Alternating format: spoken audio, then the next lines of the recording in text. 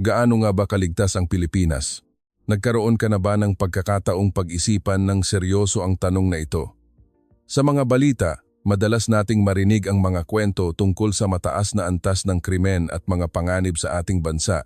Sa social media, madalas nating makita ang mga paalala sa mga magulang na laging bantayan ang kanilang mga anak. Ngunit, wala sa atin ang talagang nakakaunawa kung bakit ganito. Tiningnan natin ang mga estatistika, ikinatwiran ang pagkakaiba sa kultura, at inakala nating alam na natin ang sagot. Hindi ito kwento tungkol sa pambansang yaman ng Pilipinas. Hindi rin ito pagtatalo tungkol sa kung aling sistema ang mas mahusay o kung aling bansa ang tama. Ito ay kwento tungkol sa simpleng tanong na bumalot sa isang Amerikanong mamamahayag. Bakit kaya sa isang bahagi ng Metro Manila ay kayang palakarin ng mag-isa ang isang 7 taong gulang na bata papunta sa eskwelahan? Sa sinumang taning niya, walang nakapagbigay ng malinaw na sagot. Kultura lang, ganyan na talaga simula pa noon. Ginagawa ng lahat, pawang mga malabong paliwanag na walang sinumang nangahas na sumuri sa pinakaugat ng isyu. Hindi siya naghahanap ng pagkakamali. Hindi niya gustong bigyang katwiran ang kanyang pakiramdam ng pagiging biktima. Hindi rin niya gustong ipagmalaki ang kanyang katarungan. Gusto lang niyang maunawaan kung ano ang mali sa kanyang kapaligiran, kung ano ang nawala sa kanyang lipunan. Isang 2 linggong paglalakbay sa Metro Manila, opisyal na trabaho, ngunit sa totoo, isang paghahanap sa katotohanan. Ang nakita niya sa Metro Manila ay mga bata na mag-isang sumasakay sa pampublikong sasakyan. Ang espasyo na nililikha sa paligid nila, ang pagtulong ng mga matatanda, ang ngiti ng mga voluntaryo, ang mga pagbati, ang pagmamalasakit, at ang tiwala. Ang isang 14 milyong populasyon na lungsod ay tila gumagalaw bilang isang malaking pamilya. Bakit kaya sa Pilipinas ay kayang pagkatiwalaan ang mga estranghero? Bakit kayang bantayan ng buong lipunan ang mga bata? Bakit hindi natatakot ang mga magulang na palayain ang kanilang mga anak? Bakit nabibigyan ng ganoong kalaking kalayaan ang isang 7 taong gulang na bata na halos hindi pinapayagan sa ibang lugar? Pagkatapos ng kwentong ito, tiyak na magbabago ang iyong tanong. Ang tanong na, bakit posible ito sa Pilipinas, ay magiging, bakit hindi natin ito magawa? Ang sagot sa tanong, na gaano nga ba kaligtas ang Pilipinas, ay wala sa mga estatistika. Mas malalim ito. Ang sagot ay maaaring simple. Hindi ito isang reseta kung paano magiging tulad ng Pilipinas, kundi isang tanong kung ano ang pipiliin mo. Magpatuloy ka sa pagbasa. Hindi ito tungkol sa ibang tao. Ito ay tungkol sa nangyayari ngayon, sa iyong sariling bayan. Sa tabi mo, si Michael Harris ay may 15 taong karanasan bilang economic reporter para sa The New York Times.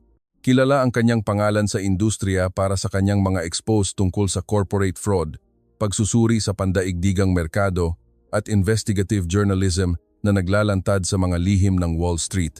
2 beses siyang naging finalista para sa Pulitzer Prize at inilarawan siya ng kanyang mga kasamahan bilang ang taong nakakakita ng tao sa likod ng mga numero.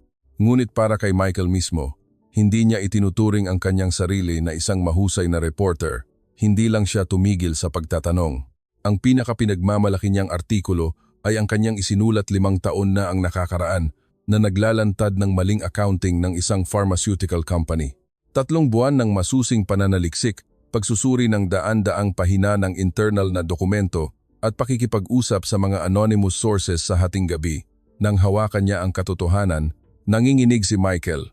Hindi ito galit, kundi isang pakiramdam ng misyon. Ang ilantad ang kasinungalingan at ipaalam sa mundo ang tama. Iyon ang kanyang pinaniniwala ang papel ng isang mamamahayag. May pamilya siya sa isang suburb sa New Jersey. Ang kanyang asawang si Emily ay dating abogado at ngayon ay nagtatrabaho bilang consultant mula sa bahay. Isang babae na minsan ay mas kalmado kaysa kay Michael sa pagtingin sa mga bagay. At ang kanilang 7 taong gulang na anak na babae, si Lucy. May matingkad na brown na buhok at mga mata na puno ng pagtataka, siya ang pinakamahalagang nilalang sa buhay ni Michael. Mula nang isilang si Lucy, nagbago ang mundo ni Michael. Dati, ang hinahabol niya ay corporate fraud at market distortions.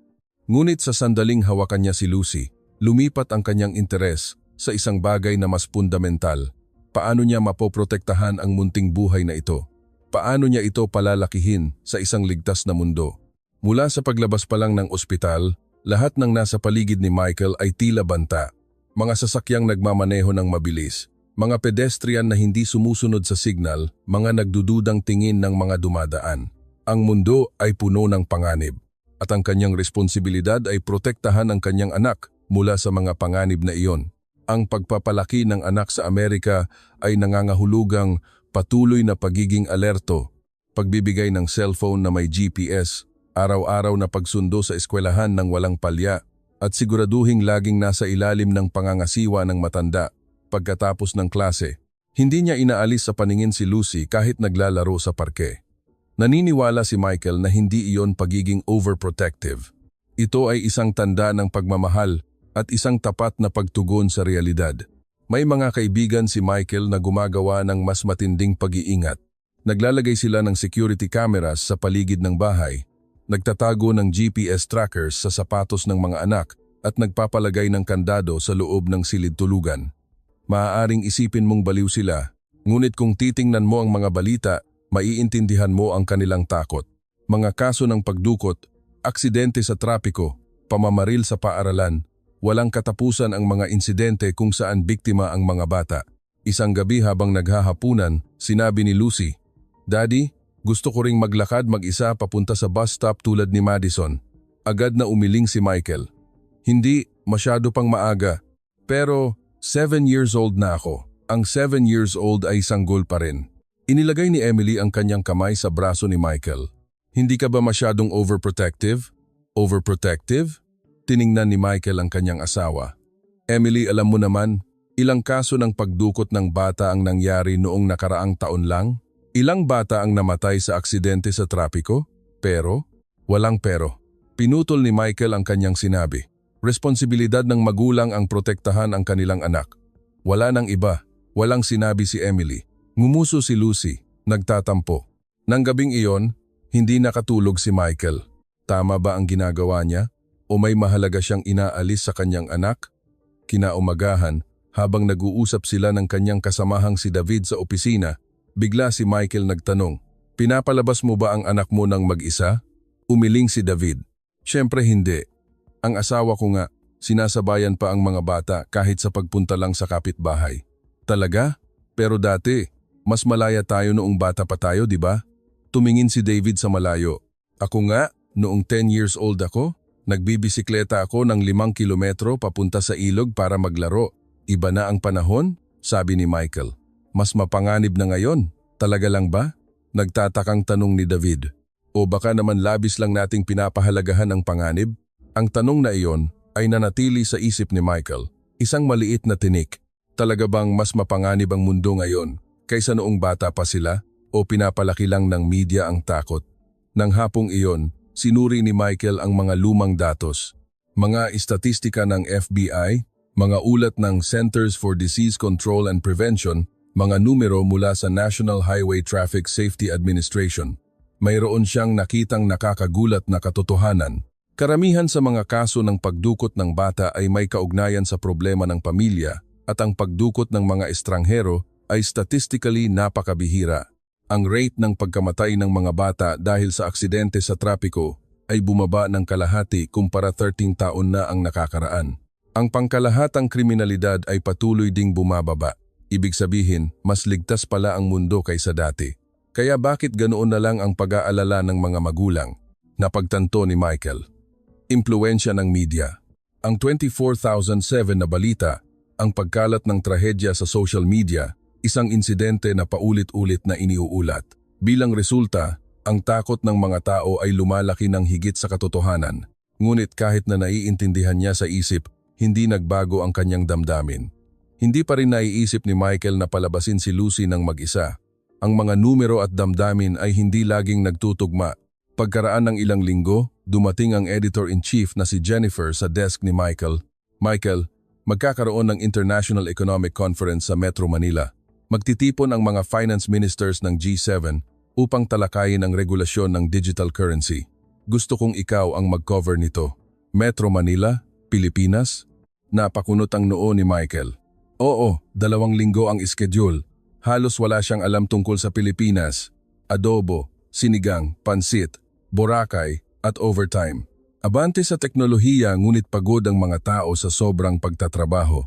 Ang imahe ng Pilipinas na nakikita niya sa media ay isang highly developed ngunit sarado at walang malasakit na lipunan. Malamig sa mga dayuhan at mataas ang language barrier. Inaasahan niyang mahirap ang coverage. Nagtanong si Michael, "Hindi ba pwedeng ibang reporter?" Ikaw ang pinakaangkop. Ang issue ng digital currency ay isang tema na sinusundan mo na mula pa 3 taon na ang nakakaraan.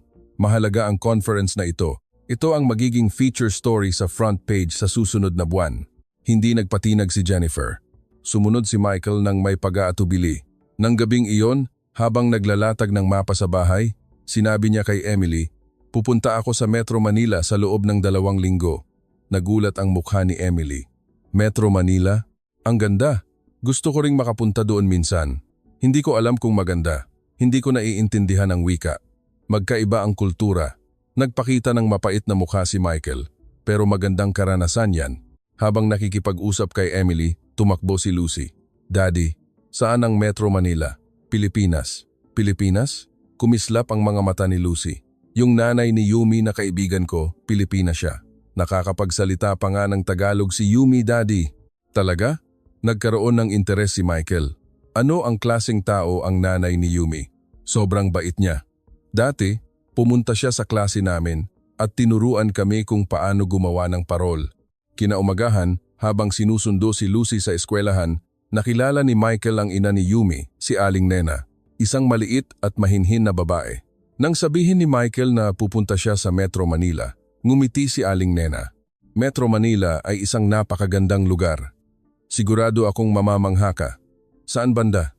Tanong ni Michael. Nag-isip sandali si Aling Nena bago sumagot, "Lahat ng bagay, pero hindi ko maipaliwanag sa salita. Tingnan mo na lang para sa iyong sarili." Ang sagot na iyon ay nagpadismaya kay Michael. Bilang isang reporter, naghahanap siya ng konkreto na sagot. Ngunit si Aling Nena ay ngumiti lamang ng malabo. "May isang tanong lang ako, pwede?" Nag-aatubili si Michael ngunit may gusto siyang itanong. "Pinapalabas niyo ba ang mga bata niyo ng mag-isa sa Pilipinas?" Nagtatakang tumingin si Aling Nena. Siyempre, ang mga elementary students ay pumupunta sa eskwelahan ng mag-isa. Nang mag-isa? Hindi ba delikado? Hindi makapaniwala si Michael. Nagtatakang tumango si Aling Nena. Delikado? Hindi. Ligtas po. Ang Pilipinas ay isang napakaligtas na bansa, lalo na sa mga komunidad na may bayanihan. Pero, paano ang mga pagdukot o aksidente? Siyempre hindi ito ganap na zero, pero binabantayan po ng buong komunidad ang mga bata. Kaya ang mga magulang ay nakakapagpalabas ng mga bata ng may kapayapaan ng loob. Mahinahon na sabi ni Aling Nena. Ang buong komunidad ay nagbabantay. Ang mga salitang iyon ay higit sa pag-unawa ni Michael. Sa Amerika, ang mga estranghero ay karaniwang hindi pinagkakatiwalaan. May mga taong may mabuting intensyon, ngunit mayroon ding mga masasamang tao. At ang pagkakaiba ay hindi nakikita sa panlabas na anyo. Kaya ang mga magulang ay kailangan maglayo ng kanilang mga anak mula sa mga estranghero. Hindi ba yan isang idealistang pananaw? Sabi ni Michael. Sa katotohanan, mayroon pa ring mga taong may masamang intensyon, di ba? Mayroon po. Pero kahit ganoon, nagtitiwala pa rin kami. Bakit? Nag-isip sandali si Aling Nena. Dahil mas malaking panganib ang hindi magtiwala. Hindi naintindihan ni Michael ang kahulugan ng mga salitang iyon. Hindi ba ang pagtitiwala ay ang mismong panganib? Kapag naloko ka sa tiwala, malaki ang mawawala. Lalo na kung buhay ng bata ang pinag-uusapan. Ngumiti si Aling Nena ngunit walang isinagot. Ang kanyang katahimikan ay nanatili sa puso ni Michael. Kinabukasan bago umalis, tiningnan ni Michael ang mukha ni Lucy habang natutulog. Ang malambot niyang buhok, ang walang kalaban-laban na anyo.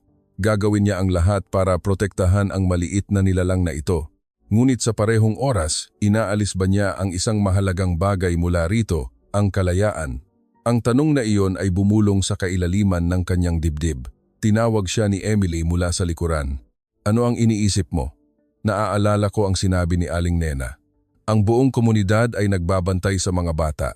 Hindi lumilingon na sabi ni Michael. Hindi ako makapaniwala. Gusto kong maniwala. Pero parang hindi makatotohanan. Buntong hininga si Michael. Pero sa Pilipinas, makatotohanan daw iyon. Kung gayon, Dahan-dahang sabi ni Michael. Ano ang mali sa akin? Ano ang nawala sa ating lipunan? Walang sagot sa tanong na iyon. Ngunit ang tanong na iyon ang naging tunay na dahilan kung bakit pumunta si Michael sa Metro Manila. Ang pag-cover sa economic conference ay isa lamang panlabas na layunin. Ang gusto niyang malaman ay kung ano ang isang lipunan kung saan mayroong mga batang naglalakad mag-isa papunta sa eskwelahan. Sa eroplano, nakatingin si Michael sa labas ng bintana. Habang lumilipad sa ulap, pinag-isipan niya kung ano ang hinahanap niya. Naghahanap ba siya ng sagot o gusto lang niyang baguhin ang tanong mismo? Hindi rin niya alam. Nang lumapag ang eroplano sa NAIA, determinado na ang puso ni Michael. Susulat siya ng economic article. Ngunit kasabay nito, hahabulin din niya ang isa pang tanong. Paano pinagkakatiwalaan ang mga bata sa bansang ito at paano pinoprotektahan ng lipunan ang mga bata? Hindi lang titingnan mula sa labas, kundi papasok at uunawain. Iyon ang misyon ni Michael bilang isang reporter at bilang isang ama. Sa arrival lobby, unang nilanghap ni Michael ang hangin ng Pilipinas. Humid ito at may kaunting matamis na amoy. Tahimik ngunit mahusay ang pagkilos ng mga tao. Walang naglalakas ng boses, walang tila nagmamadali, ngunit lahat ay maayos na gumagalaw. Naisip ni Michael, ito ba ang Pilipinas? Mayroon kaya ang sagot sa katahimikan na ito? Kinaumagahan, pagdating sa Metro Manila, alas 7:30 ng umaga nang lumabas si Michael sa hotel. Magsisimula ang unang araw ng economic conference sa hapon, ngunit gusto niyang tingnan ang rush hour sa umaga. Ito ay isang ugali ng reporter. Para maunawaan ang isang lungsod, mahalaga ang pagmasdan ang pang-araw-araw na buhay ng mga tao. Habang papunta sa estasyon ng Cubao, napansin ni Michael ang katahimikan ng lungsod. Ang mga sasakyan ay tumatakbo, ngunit halos walang naririnig na busina. Kung sa New York ito, ang mga sigawan ay nagliliparan kung saan-saan at ang ingay ng makina ng sasakyan at busina ay nagpapayanig sa hangin. Ngunit ang umaga sa Metro Manila ay tila isang malaking makina na tahimik na umiikot. Tahimik din ang mga taong naglalakad sa bangketa. Walang naglalakas ng boses sa telepono at walang nagpapatugtog ng musika sa speaker. Naglalakad sila na may earphones, bawat isa ay abala sa sarili nilang mundo. Ang sariling yabag ni Michael ay tila napakalakas sa katahimikan. Sa sandaling lumabas si Michael sa gate ng estasyon ng Cubao, nawalan siya ng salita. Libu-libong tao na nakabalot sa itim, gray, at navy blue na suit o pang-opisina ay tahimik na dumadaloy sa isang direksyon. Para itong isang ilog o isang buhawi, ngunit ganap na kontrolado at maayos. Punong-puno rin ang Grand Central Station sa New York, ngunit may kaguluhan doon. Nagbabanggaan ang mga tao, nagmumura, at minsan ay nagagalit. Iba rito, walang nagbabanggaan, walang humihinto. Lahat ay gumagalaw sa parehong bilis, sa parehong ritmo, tila choreographed. At sa dami ng tao, may isang punto na nakita niya na kakaiba ang kulay. Isang maliwanag na dilaw na sombrero. Sa ilalim nito, isang napakaliit na mukha ng bata na halos hindi umaabot sa baywang, 6 o 7 taong gulang kaya. Nakasuot ng malaking bag ng eskwela at nag-iisang nakatayo sa gitna ng malakas na agos ng tao. Tumalon ang puso ni Michael. Nasaan ang mga magulang? Ang tagapag-alaga? Hindi ba ito abandonment? Tumingin si Michael sa paligid. Walang nakitang matanda malapit sa bata. Walang sinumang tila nagmamalasakit. Hindi ba't matatangay ang bata sa dami ng tao? Matutumba at matatapakan? Sa susunod na sandali bago siya tumakbo papalapit, gumalaw ang bata. Ang maliit na kamay ay pumasok sa bulsa at kinuha ang isang beep card.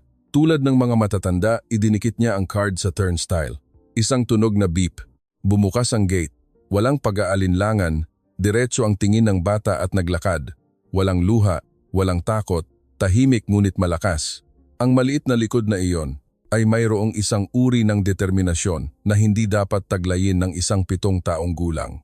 Nakatingin lang si Michael na tulala. Isang mid-aged na babae na dumaan ay nagtatakang tumingin kay Michael. Nagtanong si Michael sa pasumpong-sumpong na Tagalog, "Okay lang po ba ang bata?" Nagtatakang tumango ang babae, tiningnan ang bata at ngumiti. "Naku, okay lang po yan. Pupunta lang po yan sa eskwelahan. Pupunta lang sa eskwelahan." Ang isang pangungusap na iyon ay nagsimulang gumuho ang mga paniniwala ni Michael. Sinundan ni Michael ang bata sa malayo. Nawala sa isip niya ang economic conference. Sa sandaling iyon, ang pinakamahalagang paksa ng kanyang coverage ay ang batang may dilaw na sombrero. Punong-puno ang platform ng subway. Ngunit nakakagulat, may maliit na espasyo lang sa paligid ng bata. Hindi ito sinadya o walang nag-uusap, ngunit walang sinuman ang hindi sinasadya na nagpapanatili ng espasyong iyon. Napansin ni Michael. Lahat ng tingin ay laging nakatuon sa bata. Kahit ang mga batang babae na nakatingin sa smartphone, ang matatanda na nagbabasa ng pahayagan, ang mga empleyado na nakatungo ang mukha dahil sa pagod, lahat ay nakatingin sa dilaw na sombrero sa dulo ng kanilang paningin. Hindi ito pagbabantay kundi isang bagay na mas malambot, iba. Dumating ang tren at bumukas ang pinto. Sumakay ang mga tao. Sumakay din ang bata sa daloy. Sumunod si Michael. Masikip ang loob ng tren kaysa sa inaasahan. Muntik na si Michael mabundol habang sinusubukan niyang hindi mawala ang dilaw na sombrero. Umuga ang tren. Nayugyog ang maliit na katawan ng bata. Sa sandaling iyon, ang matanda na nakatayo sa tabi ay agad na inilabas ang kanyang braso upang suportahan ang bata nang hindi inaalis ang tingin sa pahayagan. Parang isang likas na reaksyon, parang ordinaryo. Tumingala ang bata sa matanda at bahagyang yumuko. Walang imik na tumango ang matanda at bumalik sa pagbabasa ng pahayagan. Walang mga salita. Ngunit mayroong isang napakalaking tiwala doon. Naramdaman ni Michael na umiinit ang kanyang dibdib. Ano ito? Ano ang hindi nakikitang ugnayan na ito?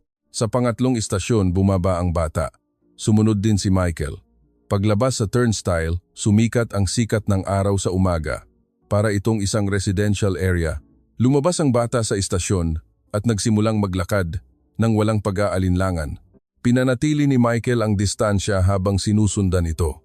Nakaramdam siya ng pagkakasala. Ngunit gusto niyang malaman, ano ang naghihintay sa unahan. Dumating sila sa isang kanto. Pula ang signal. Huminto ang bata at tahimik na naghintay. Doon, may lumapit na isang matandang lalaki na nakasuot ng berdeng vest. Mayroong barangay watch, volunteer for safety, na nakasulat sa badge sa kanyang dibdib. Magandang umaga, bati ng matanda. Sumagot ang bata, magandang umaga po, mag-ingat ka ha. Opo, iyon lang ang pag-uusap. Ngunit sa maikling pag-uusap na iyon, mayroong init. Nagbago ang signal sa berde, tumawid ang bata sa pedestrian lane. Sa kabilang panig, may isa pang volunteer na nakatayo. Napansin ni Michael, hindi lang isang intersection. Sa susunod na kanto at sa susunod pa, may mga taong nakasuot ng berdeng vest. Lahat sila ay matatanda, 60s, 70s, at ang ilan ay mukhang 80s na. Hindi nag-iisa ang bata. Tulad ng isang hindi nakikitang lambat, binabantayan ng buong bayan ang bata. Maya-maya, nakita niya ang isang bata na may kaparehong dilaw na sombrero na naglalakad sa harap ng batang sinusundan niya. Binilisan ng bata ang kanyang paglakad. Nagkasama silang dalawa, narinig ang maliit na pag-uusap. Tila nag-uusap sila tungkol sa anime. Sa pagpapatuloy, may isa pang bata na sumama sa kanila. Ang daloy na dating isa ay naging dalawa, tatlo, hanggang sa maging isang maliit na ilog. Narinig ang tawanan. Ang tunog ng mga nagbabanggaan na backpack, huminto si Michael at tiningnan ang tanawin. Hindi na nag-iisa ang mga bata. Ngunit sa simula ay nag-iisa nga sila. Nag-iisang lumabas sa bahay, nag-iisang pumunta sa istasyon, nag-iisang sumakay sa tren, at sa daan, nakakita sila ng mga kasama at naging grupo. Ito ay parang batas ng kalikasan. Tulad ng isang ilog na nagsisimula sa isang maliit na agos at sa kalaunan ay nagiging isang malaking ilog. Pumasok si Michael sa isang kalapit na kapehan at umupo sa tabi ng bintana. Nagsimula siyang magsulat ng mga tala gamit ang nanginginig na mga kamay. Sa bansang ito, ang mga estranghero ay hindi banta. Sila ay posibleng tagapagtanggol. Ang buong lipunan ay gumagana bilang isang malaking babysitter. Habang ang Amerika ay patuloy na gumagawa ng mga pader para sa kaligtasan, ang Pilipinas ay patuloy na nagtatayo ng tiwala. Habang nagsusulat, nalilito si Michael. Hindi ba ito labis na idealisasyon? Ganito ba talaga kasimple? Lumapit ang waitress ng kapehan at nagtanong sa Ingles, "Sir, okay lang po ba kayo?" Tinaas ni Michael ang kanyang mukha, isang dalagang babae. Nag-aalala ang mukha nito. Sumagot si Michael, "Oo, okay lang ako. Nagulat lang ako. Saan?" Sa tanawin ng mga batang naglalakad mag-isa papunta sa eskwelahan. Ngumiti ang waitress. "Ah, ganoon po ba? Madalas po nagugulat ang mga dayuhan." Naglakad ka rin ba mag-isa papunta sa eskwelahan noong bata ka? Siyempre po. Mula pa po noong grade 1. Hindi ka ba natakot? Nag-isip sandali ang waitress. Siguro po, noong una medyo natakot ako. Pero nasanay din po agad. Hindi ba nag-alala ang mga magulang mo? Nag-alala po siguro sila. Pero pinayagan pa rin nila akong lumabas. Naniniwala po sila na kakayanin kong mag-isa, sabi ng waitress. Naniniwala. Ang salitang iyon ay tumimo sa puso ni Michael. Sa Pilipinas, mayroon kaming kasabihan, pag may tiwala, may lakas ng loob. Ano ang ibig sabihin niyan? Dahil sa pagmamahal, hindi sila pinipigilan, kundi pinapalabas sa mundo. Sa ganoong paraan, lumalakas ang loob ng bata. Tumahimik si Michael. Sa Amerika, kabaligtaran. Dahil sa pagmamahal, pinipigilan sila, patuloy na pinoprotektahan. Iyon ang kanilang pinaniniwala ang responsibilidad ng magulang. Alin ang tama? Hindi, naisip ni Michael. Hindi ito tanong ng tama o mali. Ito ay tanong ng tiwala. Sa Amerika, hindi pinagkakatiwalaan ng mga magulang ang lipunan, kaya kailangan nilang protektahan ang kanilang mga anak. Sa Pilipinas, pinagkakatiwalaan ng mga magulang ang lipunan, kaya kayang ipagkatiwala sa lipunan. Ngunit saan nanggagaling ang tiwala na iyon? Lumabas siya sa kapehan at muling naglakad sa kalye. Kailangan niyang magpatuloy sa pagmamasid. Mayroon pa ring kulang. Nakahawak na siya sa mga pahiwatig ng pag-unawa, ngunit hindi pa niya narating ang katiyakan. Nang hapon, nagtungo si Michael sa lugar ng economic conference. Ngunit hindi pumapasok sa kanyang isip ang nilalaman. Regulasyon ng digital currency, monitoring system ng crypto assets, pangangailangan para sa internasyonal na kooperasyon. Karaniwan, ito ang mga tema na kinakagat niya. Ngunit ngayon ay iba. Sa isip ni Michael, ang imahe lamang ng batang may dilaw na sombrero ang naroon. Pagkatapos ng conference, habang pabalik sa hotel, dumaan muli si Michael sa estasyon ng Cubao. Nagsisimula na ang rush hour sa gabi. At muli, nakita ang dilaw na sombrero. Ngayon, ay ibang bata naman. May backpack, nag-iisa na dumaan sa turnstile at sumakay sa tren. Napansin ni Michael, hindi ito isang pambihirang tanawin. Araw-araw, libo-libo, 10,000 ng mga bata ang naglalakad ng mag-isa. Ito ang normal. Sa kwarto ng hotel, nag-video call si Michael kay Emily. Nagtanong si Emily, "Kumusta? Ang Metro Manila? May nakita akong hindi ka panipaniwala," sabi ni Michael. "Ano?" Ang mga bata ay naglalakad ng mag-isa papunta sa eskwelahan.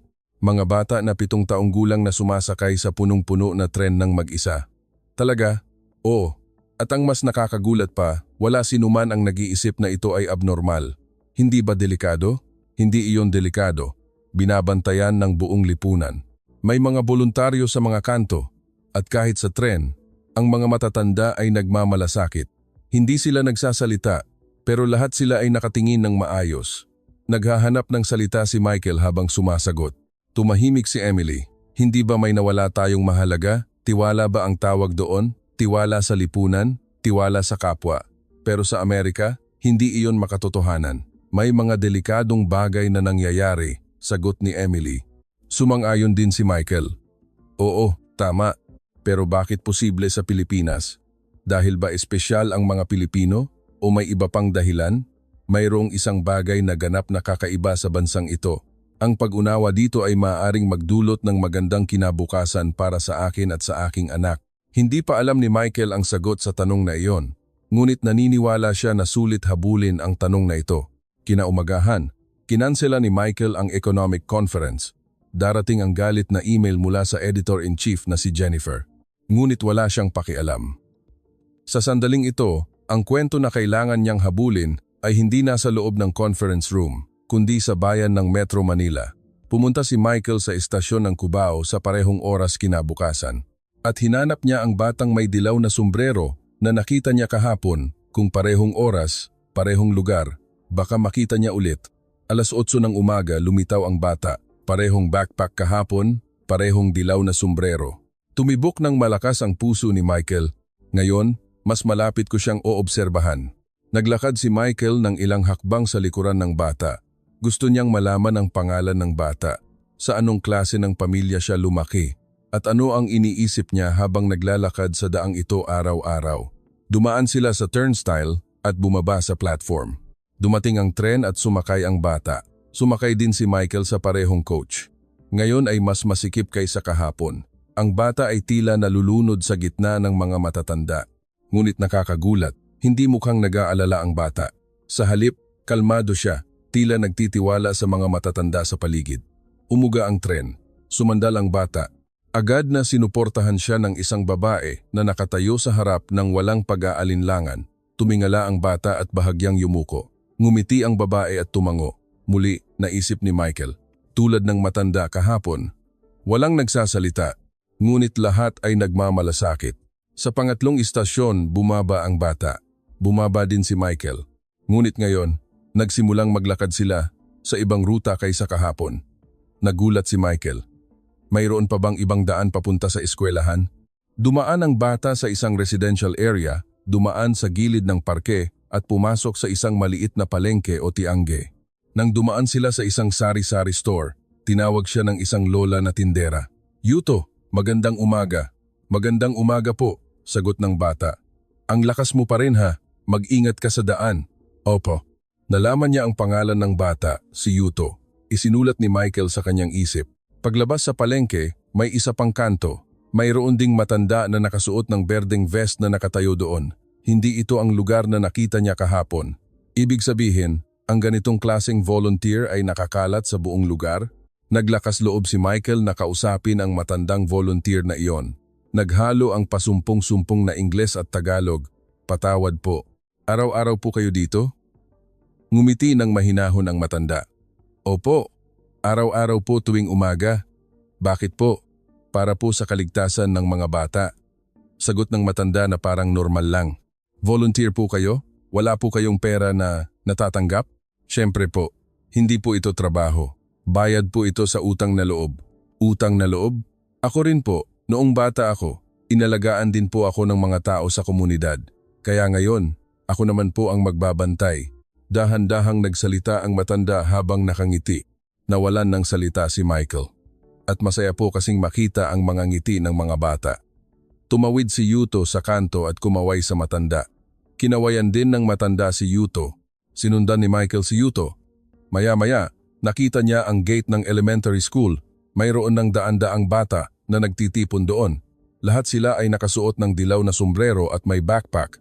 Nagkasama si Yuto sa kanyang mga kaibigan at nagsimulang mag-usap ng nakangiti sa kanyang mukha, walang takot o pag-aalala. Mayroon lang ang kawalang malay ng isang 7 taong gulang.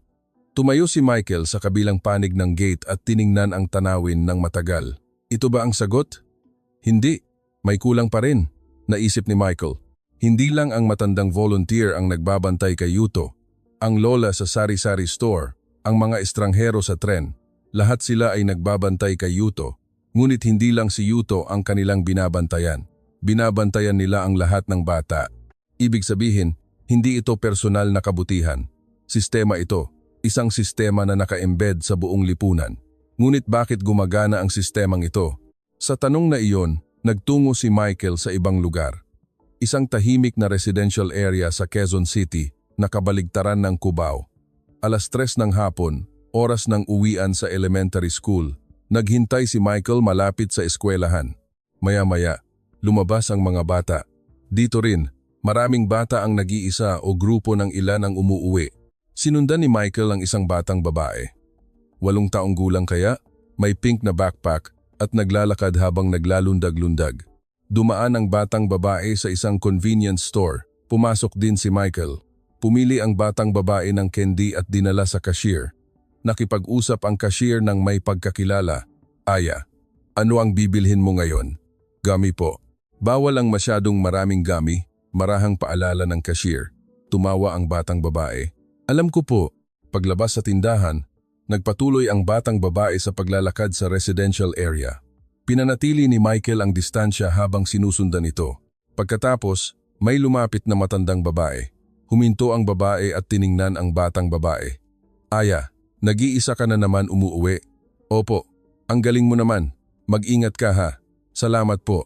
Masiglang tumakbo papalayo ang batang babae. Lumapit si Michael sa matandang babae. "Patawad po. Kilala niyo po ba ang batang iyon?" Nagulat ang mukha ng babae ngunit sumagot. Oo, kapitbahay po namin. Kayo po, pamilya ba kayo? Hindi po, kapitbahay lang po ako. Pero kinakausap niyo po? Siyempre, normal lang na mag-alala kapag may batang naglalakad ng mag-isa. Nagtatakang sabi ng babae. Normal lang. Muli ang salitang iyon. Nagsisimula nang mapansin ni Michael. Sa Pilipinas, ang pagbabantay sa mga bata ay normal. Hindi ito espesyal na kabutihan, kundi isang ordinaryong kilos. Ngunit bakit naging normal iyon? Naisip ni Michael. Sa Amerika, ang pakikipag-usap sa hindi kilalang bata ay itinuturing na delikado. Maaari kang ituring na suspicious. Kaya hindi nakikialam ang mga matatanda sa mga anak ng iba. Pinoprotektahan lang nila ang kanilang sariling anak. Sa Pilipinas, kabaligtaran. Ang mga matatanda ay nakakaramdam ng responsibilidad sa lahat ng bata. Sarili mong anak man o hindi, ang mga bata ay isang nilalang na dapat protektahan ng buong lipunan. Ito ba ay pagkakaiba sa kultura o may mas malalim pa? Nang gabi, nakatayo si Michael sa rotonda ng Quezon Memorial Circle o isang katulad na busy intersection sa Manila, isa sa pinakasikat na intersection sa mundo. Sa pagbabago ng signal, daan-daang tao ang sabay-sabay na tumatawid. Sa gitna nito, muling nakita ang dilaw na sombrero. Dalawang estudyante ng elementarya ang magkahawak kamay na naglalakad. Puro matatanda ang nasa paligid, ngunit hindi natatakot ang dalawa. Napagtanto ni Michael. Matapang ang mga bata dahil protektado sila, dahil naniniwala sila na ligtas ang lipunan. At ang paniniwalang iyon ang tunay na nagpaparami sa kaligtasan ng lipunan. Ang tiwala ay lumilikha ng kaligtasan, at ang kaligtasan ay nagpapatibay ng tiwala. Ito ay isang siklo. Ngunit paano nagsimula ang siklo na iyon? Nagtungo si Michael sa library. Nagbasa siya ng mga libro tungkol sa kasaysayan, istrukturang panlipunan at sistema ng edukasyon ng Pilipinas. Nagbasa siya ng mga materyales sa Ingles at mga materyales sa Tagalog gamit ang translation software. Doon niya nalaman ang konsepto ng kapwa at bayanihan na nasa ilalim ng lipunang Pilipino. Ang individual ay hindi isang nakahiwalay na nilalang, kundi laging nabubuhay sa relasyon sa iba. Kaya ang pagtulong sa iba ay sa huli ay pagtulong sa sarili. Mayroon ding konsepto ng utang na loob at pagtanaw ng utang na loob. Ang pabor na natanggap ay hindi direkta ibinabalik sa taong iyon, kundi ipinapasa sa ibang tao. Sa ganoong paraan, ang pabor ay lumalaganap sa buong lipunan. Nanginginig si Michael. Ito na, ito ang sagot. Sa Pilipinas, ang pagprotekta sa mga bata ay hindi obligasyon, kundi isang pagtanaw ng utang na loob. Pinrotektahan din siya noong bata pa siya, kaya ngayon siya naman ang magbabantay. At ang mga batang iyon ay magpoprotekta sa susunod na henerasyon pagdating ng panahon. Ito ay isang kontrata na lagpas sa henerasyon. Hindi nakikita, ngunit isang matibay na kontrata. Bumalik si Michael sa hotel at nagpatuloy sa pagsusulat ng mga tala hanggang hating gabi. Ang Amerika ay individualistic, kaya ang sarili mong anak ay ikaw mismo ang magpoprotekta. Ang Pilipinas ay community-oriented, kaya ang buong lipunan ang magpoprotekta sa mga bata. Ngunit ang problema ay hindi kung alin ang mas mahusay. Ang problema ay kung paano bumuo ng tiwala. Sa Pilipinas, nauuna ang tiwala, kaya kayang ipagkatiwala ang mga bata sa lipunan. Sa Amerika, nauuna ang pagdududa, kaya kailangan nilang hawakan ang mga bata. Tiwala at pagdududa. Alin ang lumilikha ng realidad? Napagtanto ni Michael. Hindi iisa ang realidad. Ang pinaniniwalaan ng mga tao ang lumilikha ng realidad. Kung ang mga Pilipino ay magtitiwala sa lipunan, ang lipunan ay magiging karapat-dapat sa tiwala. Kung ang mga Amerikano ay magdududa sa lipunan, ang lipunan ay magiging karapat-dapat sa pagdududa. Kung gayon, paano bumuo ng tiwala? Kung ang isang tao ay pipili ng tiwala, hindi magbabago ang buong lipunan. Ang tiwala ay reciprocal. Kung ikaw lang ang magtitiwala at naloko ka, tapos na. Tumingin si Michael sa labas ng bintana. Kumalat ang nightscape ng Metro Manila. Napakaraming ilaw ang kumikinang. Bawat isa ay may buhay ng mga tao. At bukas ng umaga, libu-libong bata ang muling maglalakad ng mag-isa papunta sa eskwelahan.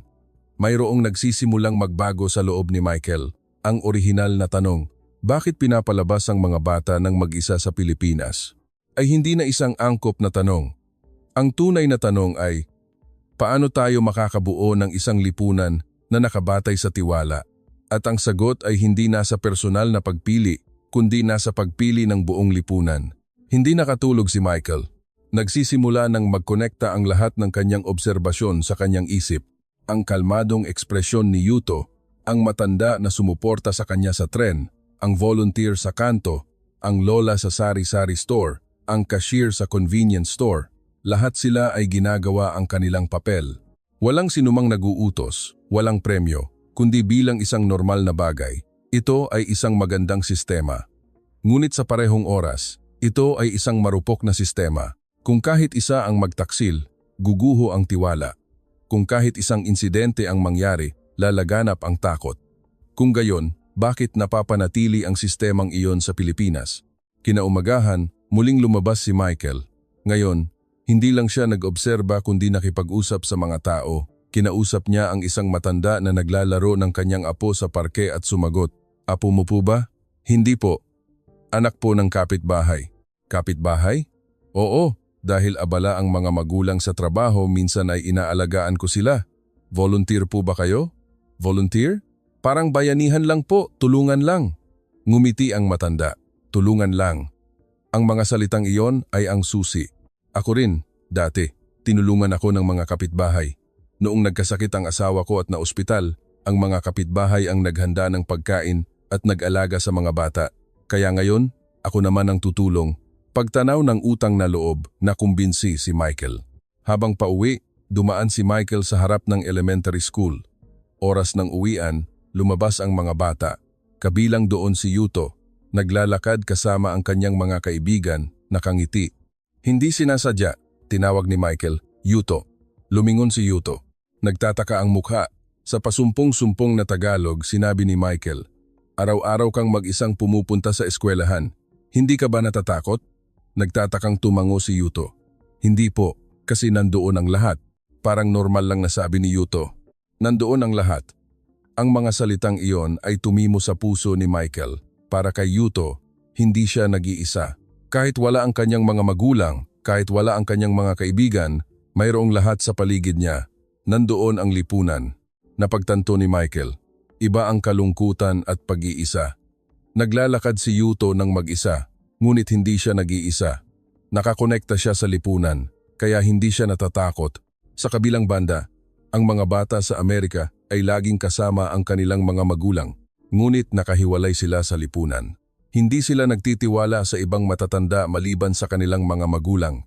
Alin ang mas malungkot? Naramdaman ni Michael na nakahanap na siya ng sagot.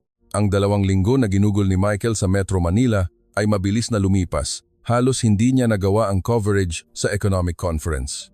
Araw-araw ay nakakatanggap siya ng mga email ng pagmamadali mula sa editor-in-chief na si Jennifer, ngunit si Michael ay nagsusulat ng ibang artikulo. Hindi ito economic article kundi isang kwento ng tao. Isang kwento ng tiwala. Sa kwarto ng hotel, nakaharap si Michael sa kanyang laptop. Sinusubukan niyang isama ang lahat ng kanyang obserbasyon at natutunan sa isang kwento. Ang pamagat ay napagdesisyonan na. Ang himala ng Metro Manila, mga batang lumalaki sa isang 14 milyong populsayong bayan. Nagsimula si Michael magsulat. Ang Metro Manila ay isa sa pinakamalaking lungsod sa mundo. 17 milyong tao ang naninirahan. Punong-puno ang mga tren at tinatakpan ng matatayog na gusali ang langit. Ngunit sa parehong oras, ang Metro Manila ay isa ring bayan. Lahat ay may kakilala, lahat ay nagmamalasakit sa isa't isa, at lahat ay bahagi ng isa't isa, isang malaking bayan. Sa bayang iyon, ang isang 7 taong gulang na bata ay sumasakay sa tren ng mag-isa. Ngunit hindi siya nag-iisa. Ang traffic enforcer sa istasyon, ang mga pasahero sa tren, ang volunteer sa kanto, ang lola sa sari-sari store, ang mga kapitbahay na dumadaan, lahat ay nakakonekta sa isang hindi nakikitang sinulid. Para sa akin na isang Amerikano, para itong isang himala. Ngunit para sa mga Pilipino, ito ay normal. Nagpatuloy si Michael sa pagsusulat tungkol kay Yuto, sa matandang volunteer, sa mga nangyari sa tren.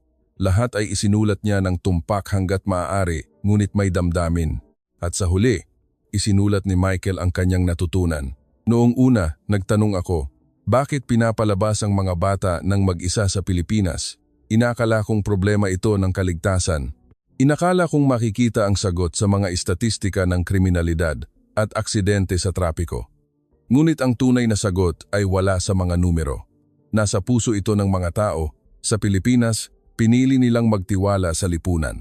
At ang tiwalang iyon ang nagpagawa sa lipunan na karapat-dapat sa tiwala. Sa kabilang banda, sa Amerika, pinili nilang magduda sa lipunan at ang pagdududa na iyon ang nagpagawa sa lipunan na karapat-dapat sa pagdududa. Ang pinaniniwalaan natin ang lumilikha ng ating realidad. Kung gayon, alin ang tama? Tiwala o pagdududa? Hindi ko alam. Ngunit may isang bagay na sigurado. Kung pipiliin natin ang tiwala, may posibilidad na magbago ang lipunan. Kung pipiliin natin ang pagdududa, hindi kailanman magbabago ang lipunan. Tinapos niya ang artikulo isang araw bago umuwi. Binasa ni Michael ang artikulo at paulit-ulit na inedit. At sa huli, pinindot niya ang send button. Sa eroplano pabalik sa New York, nakatingin si Michael sa labas ng bintana. Habang lumilipad sa ulap, pinag-isipan niya. Nagbago ba ako? Bago siya pumunta sa Metro Manila, pinagharian siya ng takot. Naniwala siya na puno ng panganib ang mundo at patuloy na gumagawa ng mga pader para protektahan ang kanyang anak. Ngunit ngayon, iba na. Hindi na wala ang takot. Ngunit nakita niya ang isang bagay na higit pa sa takot. Posibilidad. Ang posibilidad ng tiwala. Lumapag ang eroplano sa New York. Nagmadali si Michael pauwi. Pagbukas niya ng pinto, tumakbo si Lucy papalapit. "Daddy, welcome home." "Hello, Lucy." Binuhat ni Michael si Lucy. Nakangiting sumalubong din si Emily. "Kumusta? Ang Metro Manila?" Hindi ko maipaliwanag sa salita, pero marami akong natutunan. Nang gabing iyon, pagkatapos matulog ni Lucy, nag-usap ng mahaba si Michael at Emily. Sinabi ni Michael ang lahat ng kanyang nakita, naramdaman at naintindihan sa Metro Manila. Nagtanong si Emily, "Kaya nagbago ka?" Nag-isip si Michael. "Hindi ko alam, pero nagbago ang pananaw ko." "Paano?" "Dati, inakala kong kaaway ko ang mundo. Kaya inakala kong kailangan kong protektahan si Lucy mula sa mundo. Pero mali pala iyon. Kung gayon, ano ang gagawin mo?" "Gagawin kong kakampi ang mundo. Magsisimula ako sa pagtitiwala." Tumahimik si Emily at nakinig. Siyempre, hindi agad-agad magbabago. Hindi Amerika ang Pilipinas. Iba ang istruktura ng lipunan at kultura. Pero unti-unti, baka magbago. Paano? Una, ako mismo ang magbabago. Babatiin ko ang mga kapitbahay. Magmamalasakit din ako sa ibang bata. Magsisimula ako sa maliliit na bagay. Magbabago ba iyon? Nagdududang tanong ni Emily. Hindi ko alam. Pero kung walang magsisimula, walang magbabago. Kinaumagahan, inilabas ang artikulo ni Michael sa website ng The New York Times sa ilalim ng pamagat na "Ang himala ng Metro Manila, mga batang lumalaki sa isang 14 milyong populsayong bayan." Ang reaksyon ay higit sa inaasahan. Ilang oras pa lang mula nang mailabas, umabot na sa 500,000 shares. Nang gabi, umabot na sa 1 million shares. Hating gabi, lumagpas na sa 5 million shares. Sa comment section, nagtipon ang mga boses mula sa buong mundo. Ano ang nawala sa atin? Hindi ba ito ang tunay na sibilisadong lipunan? Posible ba ito sa ating bansa? Ganyan din ako lumaki noong bata ako. Kailan tayo naging ganito katakot? Ngunit mayroon ding mga kritikal na boses. Labis na idealisasyon. Pilipinas ay hindi rin perpekto. Iba ang kultura. Imposible sa Amerika. Isang marupok na sistema na guguho kapag may nangyaring isang insidente. Binasa ni Michael ang lahat ng komento. Naintindihan niya rin ang mga kritisismo. Inakala niya na baka labis siyang nag-idealisasyon sa Pilipinas. Ngunit ang mahalaga ay hindi ang paggawa ng isang perpektong sistema. Walang perpektong lipunan. Ang mahalaga ay ang pagpili sa pagitan ng tiwala o pagdududa. Ilang linggo pagkaraan, binisita ni Michael ang elementary school sa kanilang lugar. Nakipagkita siya sa principal at ipinakita ang kanyang artikulo habang nagsasalita. Bilang isang reporter, nasaksihan ko sa Metro Manila ang isang kamangha-manghang tanawin. Ang mga bata ay naglalakad mag-isa papunta sa eskwelahan at ang buong lipunan ay nagbabantay sa kanila. Binasa ng principal ang artikulo at tumango. "Napakagandang artikulo. Sa tingin ko, maaari rin nating gawin ang parehong bagay dito. Siyempre, hindi agad-agad magagawa, pero unti-unti. Partikular, ang mga matatanda sa komunidad ay magpapalit-palit sa pagbabantay sa daan papunta sa eskwelahan. Bilang mga volunteer upang bantayan ang mga bata, suhestiyon ni Michael. Nag-isip ang principal. Magandang ideya iyan, Ngunit makakakuha ba tayo ng mga lalahok? Hindi ko alam. Pero sa tingin ko, sulit na subukan. Ilang araw pagkaraan, naglagay si Michael ng poster sa bulletin board ng komunidad. Naghahanap ng mga volunteer para sa school watch. Sa unang linggo, walang reaksyon. Nadismaya si Michael. Siguro nga, imposible. Ngunit sa ikalawang linggo, may isang matanda ang lumapit. Ikaw ba si Michael Harris? Binasa ko ang artikulo mo. Salamat. Nagpasalamat si Michael. Sinabi ng matanda kay Michael, gusto kong sumali sa volunteer. Malayo ang tirahan ng mga apo ko at bihira ko silang makita.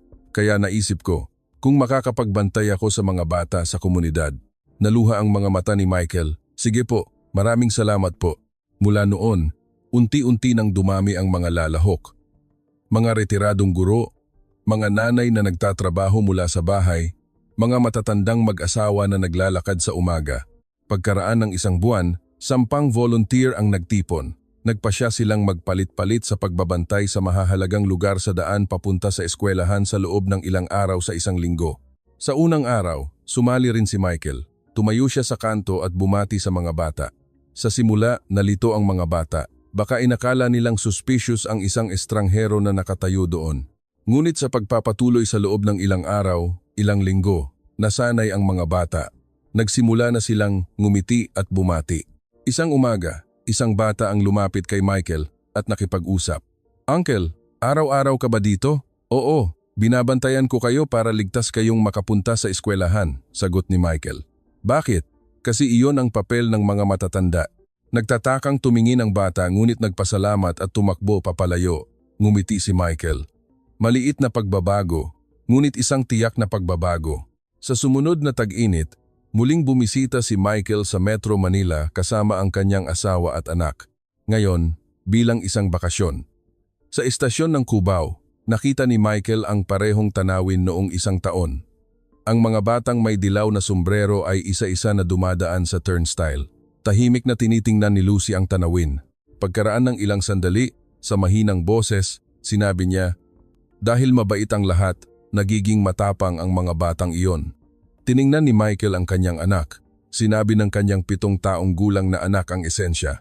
Oo, ang tapang ay nagmumula sa tiwala. Hinawakan ni Lucy ang kamay ng kanyang ama. Daddy, gusto ko ring maging matapang. Kaya mo, kung magtitiwala tayo kay Lucy, magiging matapang din si Lucy. Sa sandaling iyon napagtanto ni Michael. Nagbago ang tanong. Ang orihinal na tanong ay, bakit pinapalabas ang mga bata ng mag-isa sa Pilipinas? Ngunit ang tanong ngayon ay paano natin mabibigyan ng tapang ang mga bata? At nagbago rin ang sagot. Hindi lang ang pagprotekta ang mahalaga. Ang mahalaga ay ang pagtitiwala sa kapwa. Hindi ang paggawa ng pader at paglayo, kundi ang paglinang ng ugnayan sa pagitan ng mga tao. Hindi ang paghihiwalay, kundi ang pagpapagana sa kanila na mabuhay ng may koneksyon sa lipunan. Sa desk ni Michael, nakadisplay pa rin ang isang litrato. Ito ay isang litrato na kinuha niya sa Pilipinas noong araw na iyon. Isang matanda na nakangiti, napapalibutan ng mga bata sa daan papunta sa eskwelahan. Sa likuran niya, kumalat ang tanawin ng Metro Manila na binabalot ng sikat ng araw sa umaga. Sa tuwing titingnan niya ang litratong iyon, naaalala ni Michael, kung pipiliin mong magtiwala, ang lipunan ay magiging karapat-dapat sa tiwala. Kung pipiliin mong magduda, ang lipunan ay magiging karapat-dapat sa pagdududa. Araw-araw ay ginagawa natin ang pagpiling iyon, nang hindi natin napapansin, at tinitingnan ng mga bata ang pagpiling iyon. Natututo sila. Isang araw, sinabi ni Lucy, Daddy, gusto kong maglakad mag-isa papunta sa bus stop bukas. Tumalon ang puso ni Michael. Nagsimulang lumabas ang takot, ngunit kasabay nito, lumabas din ang isa pang damdamin, tiwala. Sinabi ni Michael, okay, pero babantayan kita mula sa malayo, lagi. Tumawa si Lucy at nagtanong, lagi? Sumagot si Michael, sa simula lang, hanggang masanay ka. Kinaumagahan, hinatid ni Michael si Lucy sa labas ng pintuan. Nakasuot si Lucy ng maliit na backpack at may bahagyang takot sa mukha habang lumalabas. Binantayan siya ni Michael mula sa bintana. Naglalakad si Lucy sa daan, ang maliit na likod. At sa kanto, tinawag ng matandang volunteer si Lucy. Nakangiting sumagot si Lucy. Muntik nang umiyak si Michael. Ito ang simula. Hindi ito perpekto. mayroon pa ring takot, mayroon pa ring pag-aalala, ngunit kayang pumili ng tiwala. At kung pipiliin ang tiwala, unti-unti nang magbabago ang mundo. Isinulat ni Michael sa huling bahagi ng artikulo, "Ang natutunan ko sa Metro Manila ay hindi isang perpektong sistema. Ito ay isang pagpili. Ang pagpili na magtiwala, ang pagpili na magtiwala sa lipunan, at ang pagpili na ipadala ang mga bata sa mundo. Ang pagpiling iyon ay hindi madali.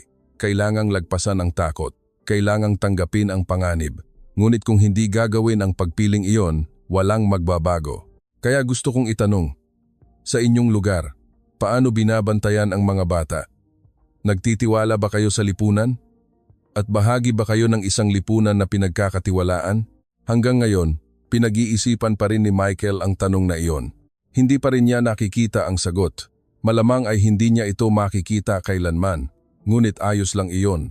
Ang mahalaga ay hindi ang sagot kundi ang patuloy na pagtatanong. At habang nagtatanong, unti-unti na gumagawa ng aksyon. Hindi mabubuo ang tiwala sa isang araw. Ngunit araw-araw, unti-unti itong maiipon. Araw-araw ay binabati ni Michael ang mga bata na nakatayo sa daan papunta sa eskwelahan. Nagpapalitan sila ng ngiti. Ito ay isang maliit na kilos. Maaaring wala itong kapangyarihan upang baguhin ang mundo, ngunit kailangan may magsimula. At ang pagsisimula ay isa ng pagbabago. Sa labas ng bintana, ligtas nang nakarating si Lucy sa bus stop. Nagkasama siya sa kanyang mga kaibigan at nakangiti. Ngumiti si Michael. Mabuti na lang at pinili kong magtiwala. Iyon ang naisip niya. Sa inyong lugar, paano binabantayan ng mga bata? Mangyaring ibahagi sa comment section. Maraming salamat sa panonood hanggang sa huli.